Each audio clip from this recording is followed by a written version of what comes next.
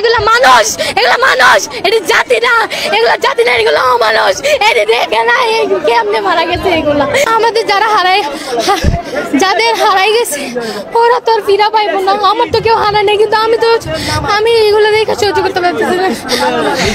যাদের হারাইছে ওরা তো বুঝতেছে, ওদেরকে তো ওদের লাশগুলো ফিরাই দেন, হাড্ডিগুলো অত্যন্ত ফিরাই দেন, জানাজা করুক। মা একটু দেখুক যে আমার সন্তানের লাশটা আমি দেখছি। চোখের সামনে 30 থেকে 35টা লাশ নিয়ে গেছে, হেলিকপ্টার দিয়ে কতটি লাশ তুলছে সরাসরি।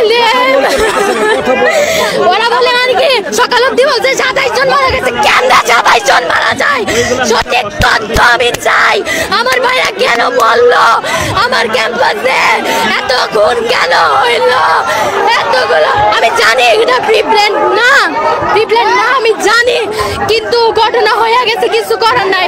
প্রশাসন আসছে দেখবে, এটাই স্বাভাবিক, কিন্তু